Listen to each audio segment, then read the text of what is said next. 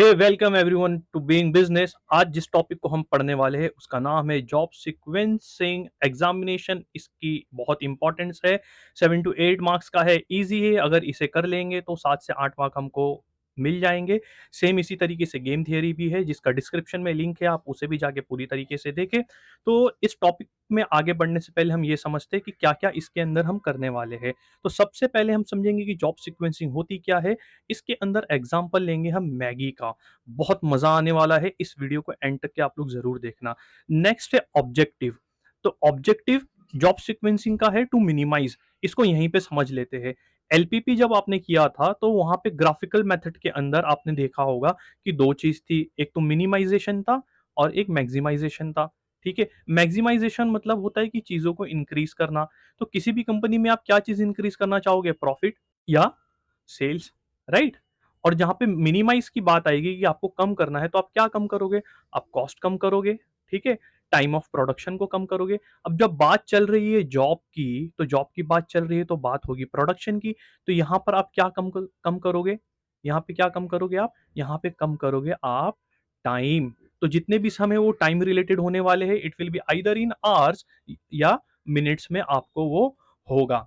ठीक है, नेक्स्ट है हम टर्मिनोलॉजीज को समझेंगे कि आइडल टाइम क्या होता है, इलेप्स टाइम क्या होता है। ये जब हम मैगी का एग्जांपल लेंगे, सम करेंगे तो वहां पे आपको क्लियर हो जाएगा। लास्ट आपका ये जो है फॉर्मूलेस, ये फॉर्मूलेस के बदौलत ही आप अपने सम को सॉल्व कर पाओगे और इन्हीं स्टेप्स पर आपको मार्क्स मिलने वाले हैं। तो सर क्या हमें इस सब फॉर्मूलेस को रट्टा मारना पड़ेगा? एग्जामिनर की कसम खा के कहता हूं, आप इस वीडियो को पूरा देख लेना, आपको ये एक भी फॉर्मूला रट्टा मारने की जरूरत नहीं पड़ेगी। ये डेवलप हो जाएगा एज अ कॉन्सेप्ट आपके माइंड के अंदर। तो आप लोग इंस्टाग्राम पे @beingbusiness1 को आप लोग फॉलो करो, बहुत सारे वहां पे बिजनेस रिलेटेड चीजें है। तो आगे बढ़ते हैं और ये एग्जाम्पल देखते हैं हम। यहाँ पे हम एक मैगी की समझो मैन्युफैक्चरिंग यूनिट में है। देखो 100% पूरा प्रोसेस मैं आपको नहीं बता रहा हूं, लेकिन अंडरस्टैंडिंग के लिए इतना सा आप कंसिडरेशन करके चलो। ठीक है, दो मशीन है, मशीन 1 एंड मशीन 2। आप इनके चेहरे पे ध्यान मत दो, इसके चेहरे से ही लग रहा है कि इसने फाइनेंस लिया होगा, पक्का। समझे, इसे इनडायरेक्ट टैक्स, इंटरनेशनल फाइनेंस, ये सबका टेंशन है कि वो भी पढ़ना है, फिर ओआर भी करना है। और ये मैडम को देखो, इनकी स्माइल देख के समझ में आ रही है पक्का एचआर या मार्केटिंग के होंगे, क्योंकि सिर्फ ओआर करना है, बाकी सब क्या करना है, बाकी तो हेडर्स बनाना है, उसके निमोनिक्स बनाना है, कोड बना के रट के जाके एग्जाम में लिखना है।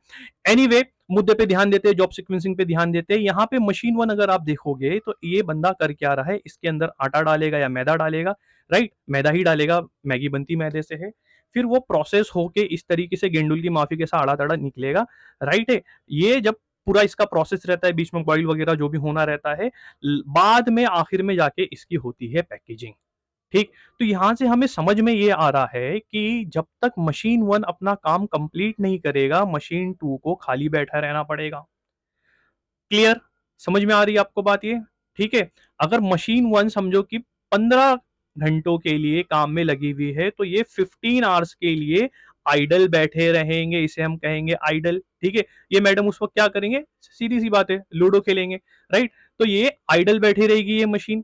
ठीक, तो यहां पे समझो, अब हम प्रोडक्ट का एग्जांपल ले रहे हैं सम समझने के लिए। अब यहां पे जो प्रोसेस होगा, तो अल्टीमेटली जो प्रोडक्ट बनने वाला है वो मैगी ही बनेगी।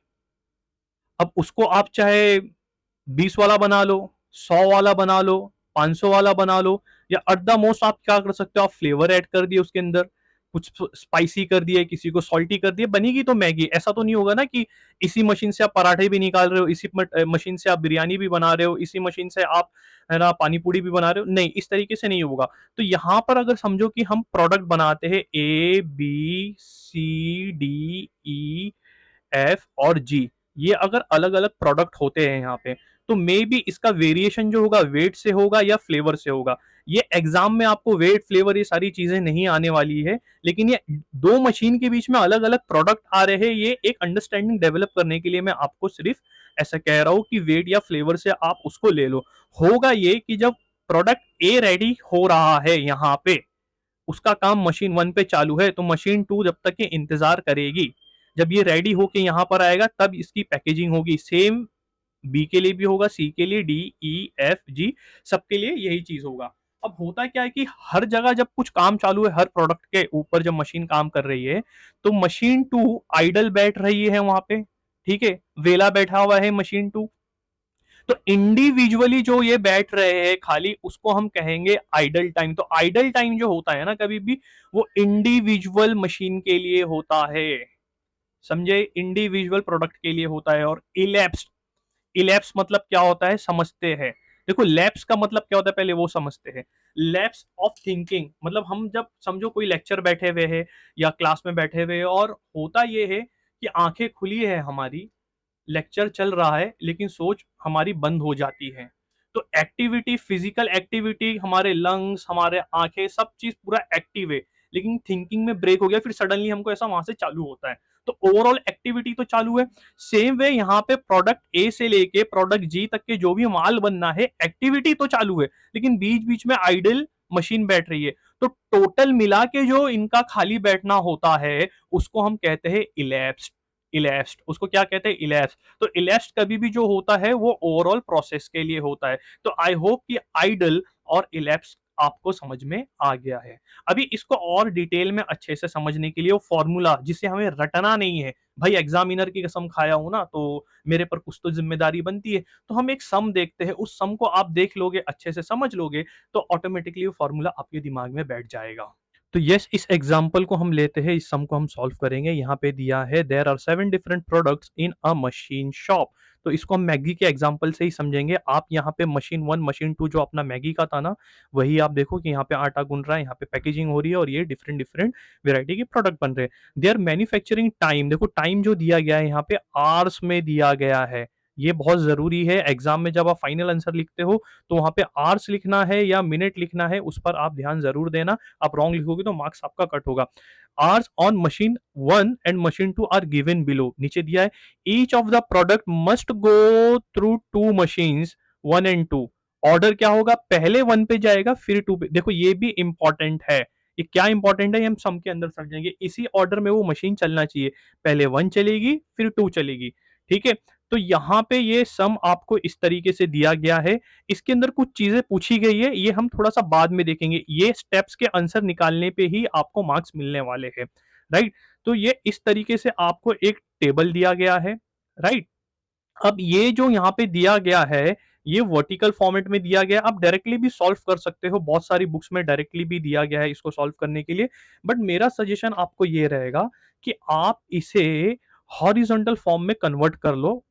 क्यों, आपको इजी होगा, मिस्टेक जो सिली मिस्टेक होते हैं उसके चांसेस कम हो जाएंगे। तो कैसे कन्वर्ट करें सर इसे, चांसेस आर वेरी हाई कि एग्जाम में आपको डायरेक्टली ऐसे हॉरिजॉन्टल फॉर्मेट में ही मिले। लेकिन अगर वर्टिकल फॉर्मेट में मिलता है तो मैं आपसे कहूंगा कि सबसे पहले आप इसको हॉरिजॉन्टल फॉर्म में कन्वर्ट कर ले।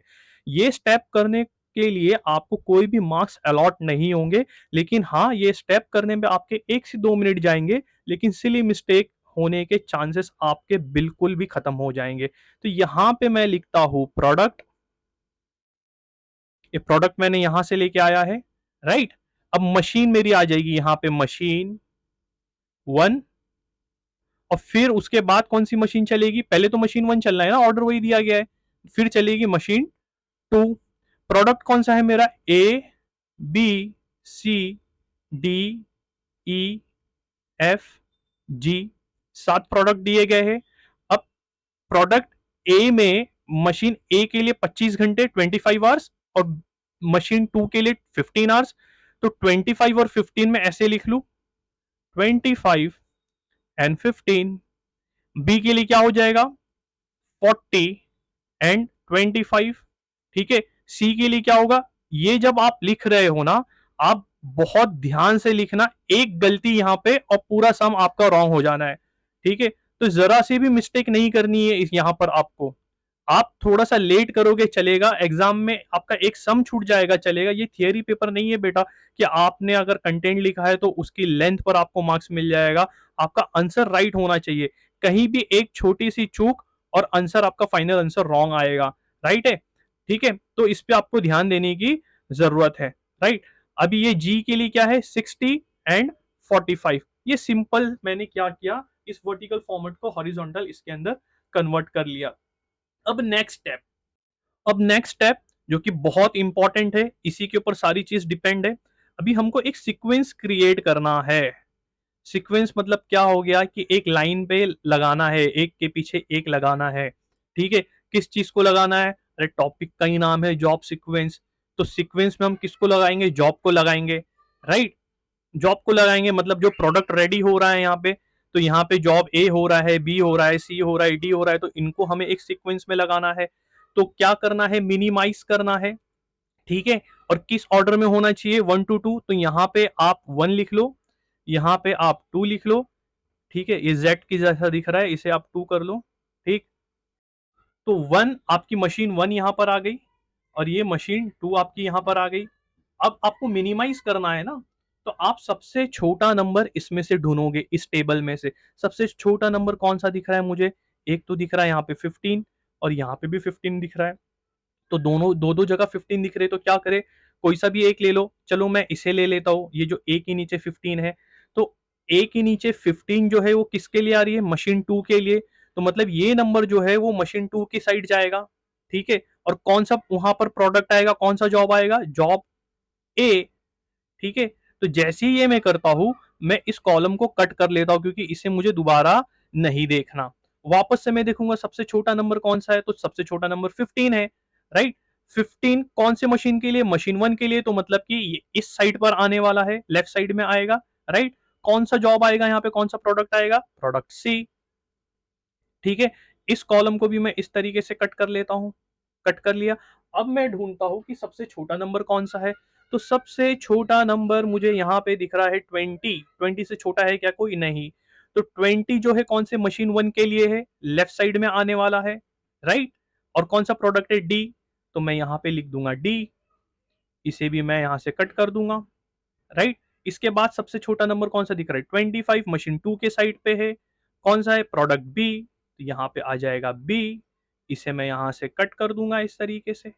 अब ये 3 बचे यहाँ पे, इसमें से सबसे छोटा नंबर कौन सा है? 35। कौन सा है? मशीन 2 के साइड पे जाने वाला। प्रोडक्ट कौन सा है? ई। जॉब ई जो है वो इस तरफ जाने वाला है, राइट। इसे भी मैं कट कर दूंगा। अब ये 4 बचे यहाँ पे, इसमें सबसे छोटा नंबर कौन सा है? 40, जो कि मशीन 2 के साइड पे रहेगा। और कौन सा प्रोडक्ट है? एफ। इसे मैं कट कर दूंगा यहाँ पे, राइट।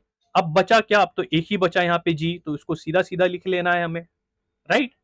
तो आई होप कि यहां तक के आपको समझ में आया। ये एक बहुत इंपॉर्टेंट स्टेप है ये, इसी के ऊपर आपका सम आगे बढ़ने वाला है। आई होप यहां तक के आपको अच्छे से समझ में आया। आप वीडियो चाहिए तो पॉज कर लो, या थोड़ा सा पीछे जाके आप इसे वापस से रिपीट कर लो। आप इस सम को यहां तक के अपने बुक में एक बार सॉल्व कर लो। तो एग्जाम में जब आपसे क्वेश्चन पूछा जाएगा, तो आप समझो लिख रहे हो क्वेश्चन नंबर 3 बी, आप सॉल्व कर रहे हो उसका सोल्यूशन। आप इस तरीके से इसे सॉल्व करोगे, तो ये पार्ट आपको कहां से मिला? ये हमने देखो यहां पे देखा था। ये मैं इसके लिए ऐसा कर रहा हूं, क्योंकि यहाँ पे जो पेज की एक लिमिट है, एग्जाम में आपको ये क्वेश्चन इस तरीके से दिया रहेगा, तो क्वेश्चन पेपर के ऊपर होगा, राइट। तो ये क्वेश्चन रखते हुए आप इसको इस तरीके से यहां पे क्रिएट करोगे।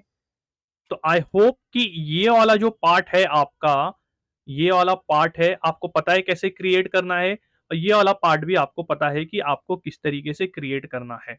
ये जैसे ही क्रिएट आप करोगे, देखो किस तरीके से एक ही पेज पे आप जॉब सीक्वेंसिंग को पूरी तरीके से कर सकते हो। जैसे ही आप इसे क्रिएट करोगे, आपने एक हॉरिजॉन्टल टेबल बना लिया, आपने सीक्वेंस रेडी कर लिया। अब आपको इस तरीके का टेबल बनाना है। ये टेबल बनेगा कैसे? सबसे पहले ये जो आप देख रहे हो, आपके पास प्रोडक्ट कितने? 7। 1 2 3 4 5 6 7। अच्छा, एक चीज और बताना था मुझे। यहाँ पे आपके पास जितने प्रोडक्ट्स होंगे, ये जैसे 7 प्रोडक्ट्स है ना, तो यहाँ पे भी आप ये 7 बॉक्सेस बनाओगे, ठीक है। उतने आने चाहिए, और सभी में ये असाइन अपने आप हो जाएंगे। ये एक सीक्वेंस हमने मिनिमम टाइम के हिसाब से इसे पकड़ा है, राइट। तो यहाँ पे भी आपके लिए ये 7 बॉक्सेस होंगे, और ये 2 बॉक्स आपके टाइटल के लिए होंगे। तो आप जब एग्जाम में बना रहे हो, तो उस तरीके से आप अपना स्केल अप कर सकते हो, कि आपने 7 लाइंस यहाँ पे ली प्रोडक्ट के लिए, राइट, और 2 लाइन आपने रखा टाइटल के लिए। तो यहाँ पे कॉर्नर पे मैं लिखूंगा क्या है भाई? यहाँ पे बताओ, प्रोडक्ट, ठीक है। यहां क्या आएगा?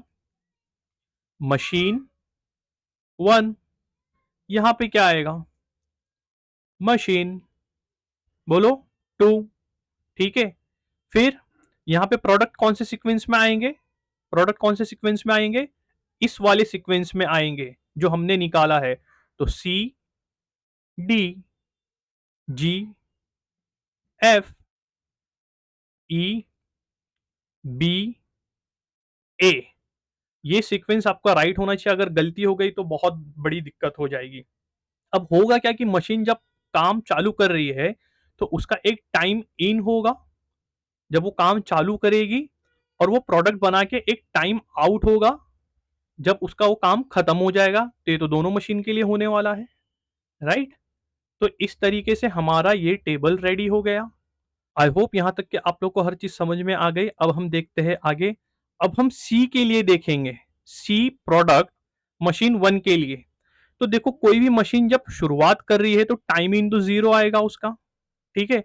और टाइम आउट कितना आया ये हम जाके टेबल में देखेंगे। टेबल में देखो सी के लिए देखो क्या दिख रहा है।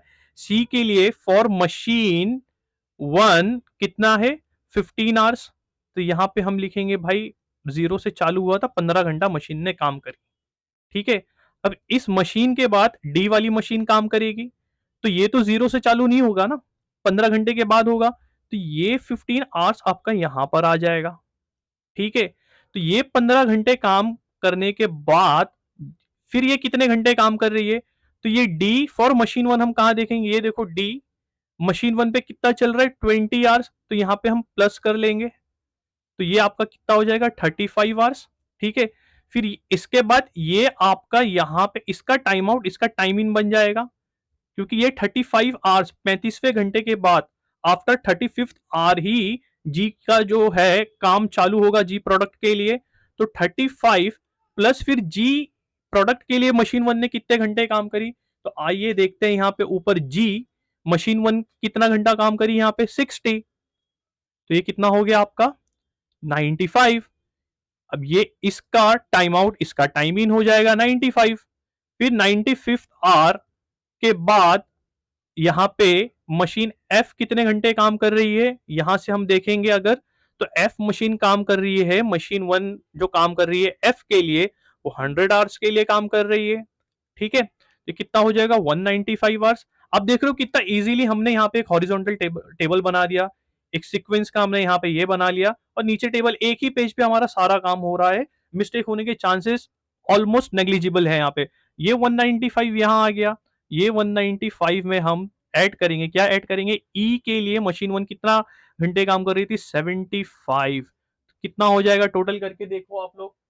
Yes, it will become how much, 270, ठीक है। 270 जो इसका टाइम आउट है ये इसका टाइम इन बन जाएगा, मतलब कि जब तक के तो मशीन बी को रुके रहना पड़ेगा। इतने आवर्स के बाद इसके ऊपर एड ऑन होगा मशीन बी के लिए कितने घंटे मशीन वन ने काम करी थी, 40। ऊपर हमने हॉरिजॉन्टल टेबल से देखा है, तो ये हो जाएगा कितना, 310। यहाँ पे इसका टाइम इन हो जाएगा 310। 310 प्लस आप लोग बताओ कितना आएगा, बताओ ऊपर देख के बताओ। यस, ए के लिए कितने घंटे काम कर रही है मशीन वन, 25। Yes correct. तो इसका टोटल कितना हो जाएगा, 335। 335 इसको बॉक्स कर देते हैं। बहुत इंपॉर्टेंट चीज मिल गई है हमें एक चीज, ठीक है। इसे यहीं पे छोड़ देते हैं, अभी आगे बढ़ते हैं। अब मशीन टू देखो, यहाँ पे बताया गया था कि ऑर्डर मशीन वन पहले चलेगी फिर टू बाद में चलेगी। तो मतलब कि टू जो चल रही है वो 0 आवर से तो नहीं चल रही है, ठीक है। 0 आवर से किसके लिए होता है, जो खुद से स्टार्ट कर रहा हो। लेकिन ये तो इंतजार कर रहा था ना, तो इसका इंतजार 15 घंटा, जो ये 15 है वो यहां पर आ जाएगा। तो इसने 15 घंटे इंतजार किए, 15 आवर्स इंतजार किया, फिर काम करना चालू किया। तो 15 आवर्स टाइम इन, टाइम इसका शुरुआत ही हो रहा है 15 आवर से। फिर 15 प्लस मशीन टू के लिए सी कितने घंटे काम कर रही थी, 45 आवर्स। 45 आवर्स आ जाएगा।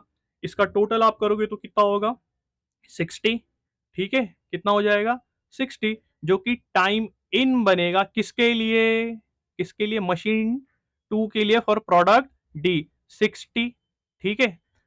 हो गया। अब ये 60 पर आप ऐड करोगे किसका, मशीन टू के लिए डी प्रोडक्ट। आप देखो यहां पे कंफ्यूज मत होना, कभी आप समझो यहां ऊपर गए और डी में आपने मशीन वन का उठा लिया, राइट। ये जो आपका डी है, यहाँ पे आप गलती से मशीन 1 का उठा लिए तो गलत हो जाएगा।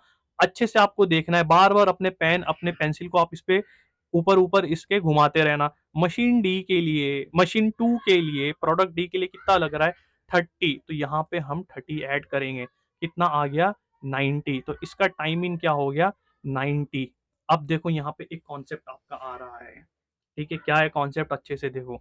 ये 90, ये 95, कभी भी मशीन 2 का जो टाइम इन है, वो इसके टाइम आउट से इक्वल होना चाहिए या ज्यादा होना चाहिए। कैसे समझते हैं? बेटा देखो, अगर यहाँ पे मैदा या मैगी रेडी हो रही है, तो अगर वो 15 घंटे तक काम चालू है, तो आप 10वें घंटे पे पैकेजिंग थोड़ी चालू कर दोगे। यहाँ पर अगर एग्जांपल देखो, अगर वो 95 आवर्स तक की वो मशीन काम कर रही है, तो आप 5 घंटे पहले पैकेजिंग थोड़ी चालू कर सकते हो। आपको तो 5 घंटे बाद ही करना पड़ेगा ना। तो यहाँ पर आप एडजस्टमेंट करते हो और इसको इक्वल करते हो। अगर ये 95 आता तो चलता, मतलब कि समझो टाइम नेग्लिजिबल लगा, यह खत्म हुई, वो चालू हो गया, ठीक है? या तो उससे बड़ा भी है तो भी चलेगा, कोई बात नहीं।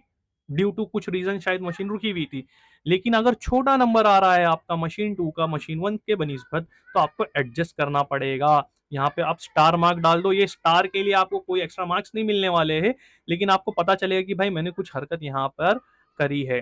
तो ये 95 हो गया, तो अब 95 प्लस मशीन जी, सॉरी मशीन 2 के लिए जी प्रोडक्ट कितना घंटे काम कर रहा है? तो 45। ये टोटल कितना हो जाएगा?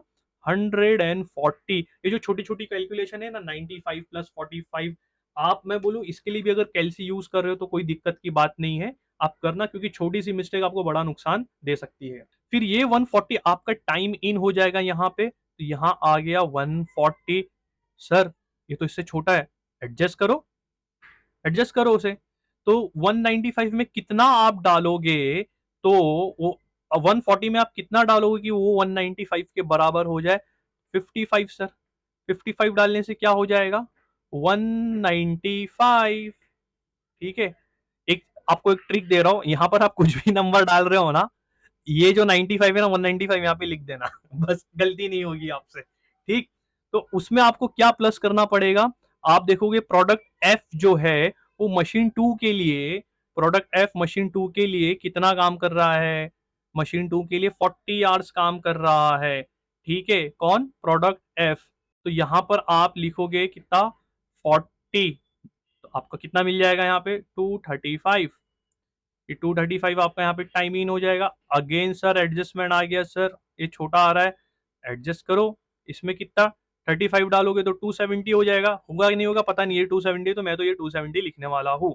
इस पे क्या प्लस करूंगा मैं? इस पे प्लस करूंगा सर प्रोडक्ट ई के लिए मशीन 2 कितनी देर काम कर रहा है। ऊपर जाके देखो 35 आवर्स, ये 35 लिख दिया मैंने यहाँ पे। टोटल कितना आया इसका? टोटल आया 305। ये इसका टाइम आउट, इसका बन जाएगा टाइम इन। तो यहाँ पे लिखा 305। सर वापस छोटा आ रहा है सर, एडजस्ट करो, 5 करेंगे तो ऐड हो जाएगा। ऐड 305 में 5 करने से, ऐड करने से 310 होता है। पता नहीं सर, यहाँ 310 लिखा है ना, लिख देते हैं इसको यहाँ पे, राइट? प्लस कितना करना है सर? प्रोडक्ट बी का ऊपर जाके देखो ना, प्रोडक्ट बी पे मशीन 2 ने कितने देर काम करी थी? 25 घंटे। 25 घंटे लिख दो इसे यहाँ पे। कितना हो गया ये? 335। ये आपका यहाँ पे बन गया टाइम इन। तो 335 आपका बन गया टाइम इन यहाँ पे। ये इसके इक्वल आ रहा है क्या? यस, इक्वल आ रहा है। तो कोई बात नहीं, अगर छोटा आता तो एडजस्ट करना पड़ता। तो 335 में मैं कितना प्लस करूंगा? कितना प्लस करूंगा? प्रोडक्ट ए मशीन 2 के लिए कितनी देर काम कर रहा है? 15 घंटे। तो टोटल कितना आ गया आपका? 350। इसको मैं बॉक्स कर लूंगा। यही सबसे इंपॉर्टेंट पार्ट है। अगर आप यहाँ पे एक भी गलती अरिथमेटिक आपके कैलकुलेशन में करोगे तो पूरा आपका बेड़ा हो जाएगा गर्क।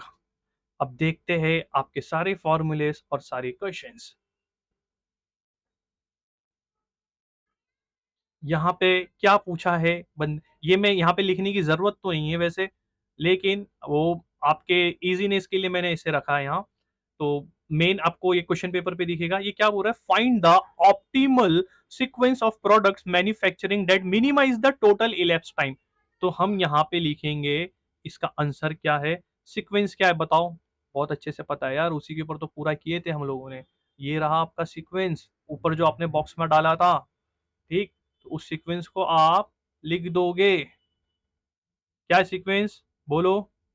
सी comma D comma G comma F comma E comma B comma ए।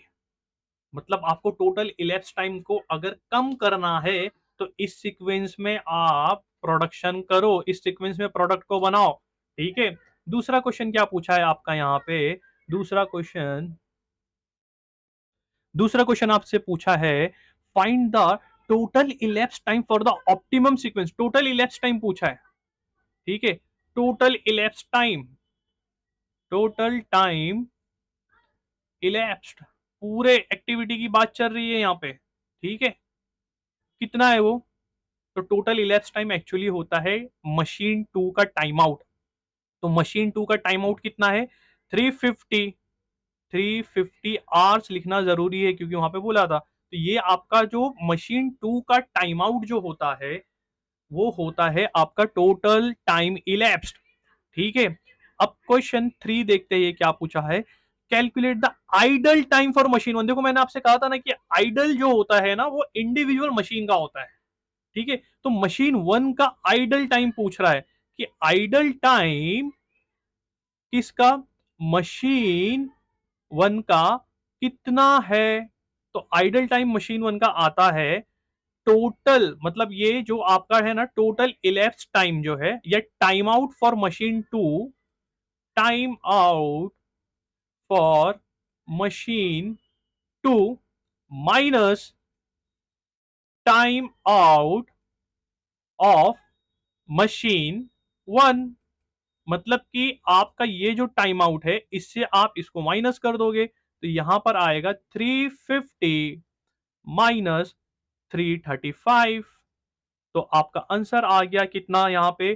15 आवर्स। तो टोटल आइडल टाइम जो आपके मशीन 1 के लिए है वो है 15 आवर्स।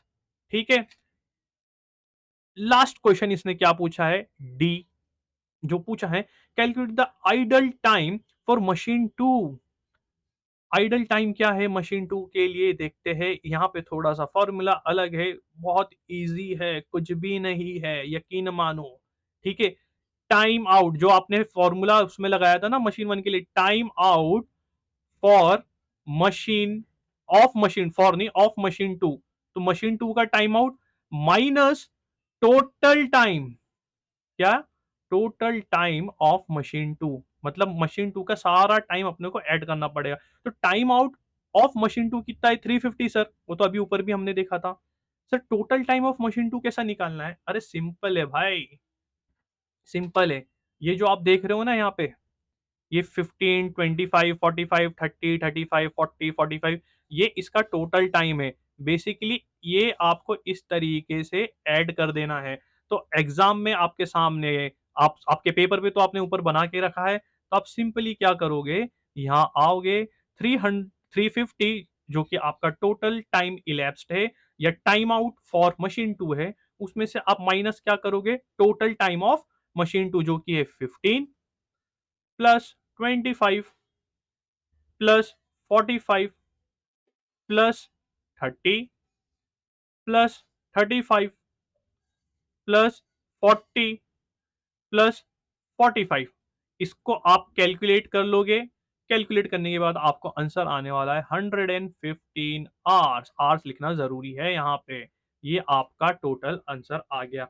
आई होप आप लोगों को बहुत अच्छे तरीके से समझ में आ गया होगा कि जॉब सीक्वेंसिंग होता क्या है। मैं आपसे रिक्वेस्ट करूंगा कि आप लोग इस सम को अच्छे से अपने बुक में प्रैक्टिस करें और आप बीइंग बिजनेस को इंस्टाग्राम पे फॉलो करें और इस चैनल को आप सब्सक्राइब करो, लाइक करो, ताकि इस तरीके की आगे और भी इंपॉर्टेंट वीडियोस ओआर से रिलेटेड जो है वो आपको आ जाए। तो बेल आइकन को प्रेस करो ताकि नोटिफिकेशन डायरेक्टली आपके पास आ जाए। So good day, good bye, जय हिंद।